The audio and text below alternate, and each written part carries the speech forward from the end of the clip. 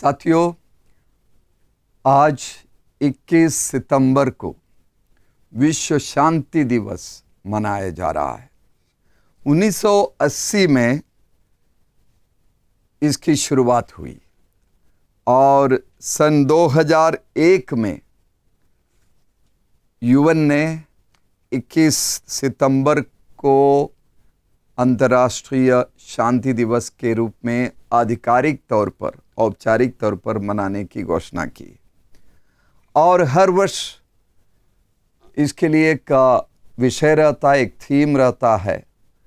और आज के दिन न्यूयॉर्क में स्थित यूनाइटेड नेशंस के कार्यालय के सामने एक बहुत बड़ा घंटा है और उसको बजाया जाता है और एक आह्वान किया जाता है पूरी दुनिया को कि शांति से रहें और सौहार्द में रहें और एक दूसरे का सम्मान करते हुए समता के साथ रहें। और इस वर्ष का विषय है एंड रेसिज्म बिल्ड पीस। वर्ण भेद को खत्म करो, शांति का निर्माण करो।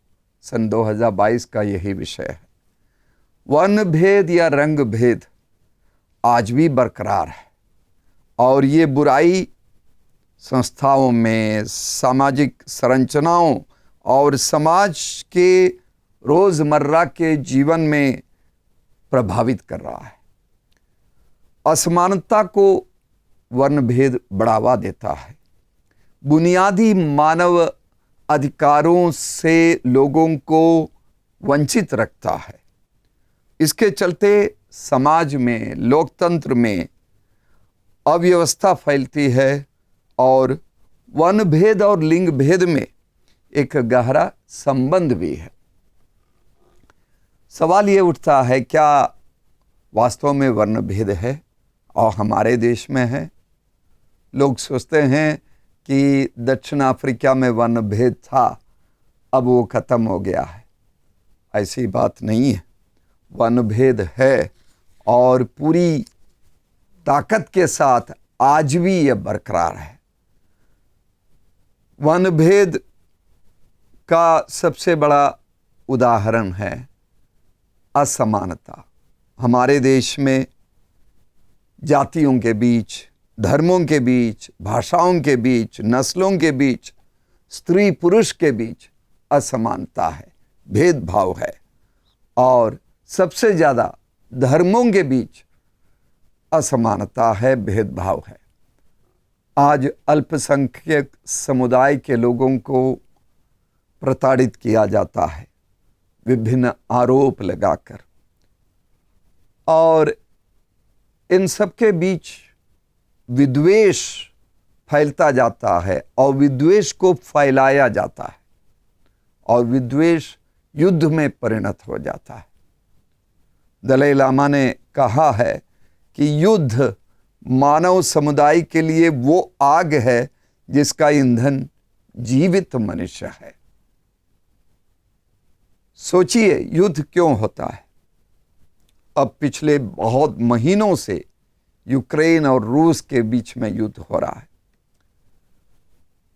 किसी भौगोलिक क्षेत्र पर कब्जा जमाने के लिए कम, लेकिन अपना वर्चस्व दिखाने के लिए, दूसरे को नीचा दिखाने के लिए युद्ध किया जाता है, क्योंकि दूसरे के प्रति हमारे अंदर भेदभाव है और विद्वेष है।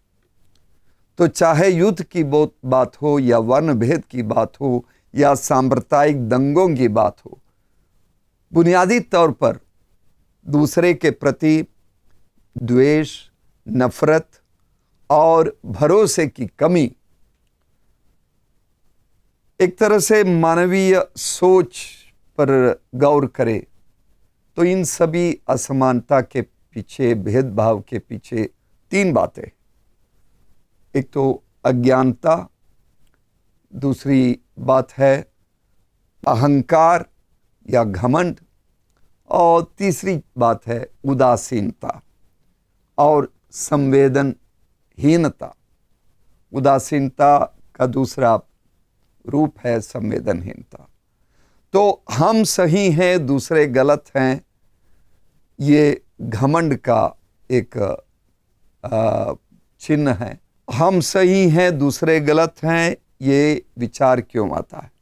क्योंकि अज्ञानता के वश हम अपने बारे में भी पूरी तरह नहीं जानते हैं और दूसरे के बारे में भी नहीं जानते हैं, और एक दूसरे के बारे में, एक दूसरे के समुदाय के बारे में, एक दूसरे के धर्म के बारे में ज़्यादा जानकारी लेने की इच्छा जो व्यक्ति रखेंगे वो अज्ञानता पर काबू पाएंगे और उसके अंदर वो घमंड या अहंकार समाप्त होगा। जो सच्ची जानकारी रखता है वो विनम्रता को हासिल करता है। पुराणों में लिखा है विद्या विनयम ददाति, यानी विद्या ज्ञान विनम्रता को देता है। तो हम अपनी जानकारी को बढ़ावें एक दूसरे के प्रति, अपने बारे में, दूसरों के बारे में, और विनम्रता के रास्ते पर चले, दूसरे पर भरोसा रखें और दूसरे का ख्याल करें। तब ये उदासीनता और संवेदनहीनता खत्म हो जाएगा। संवेदनशीलता को बढ़ाने की ज़रूरत है और आपसी संवाद को बढ़ाने की ज़रूरत है। धर्म, जाति, नस्ल, भाषा को के परे एक दूसरे की मदद करे और सबको समानता दे, तो वास्तव में विश्व शांति दिवस सार्थक दिवस के रूप में परिणत हो जाएगा। आप सभी को विश्व शांति दिवस की बहुत सारी शुभकामनाएं।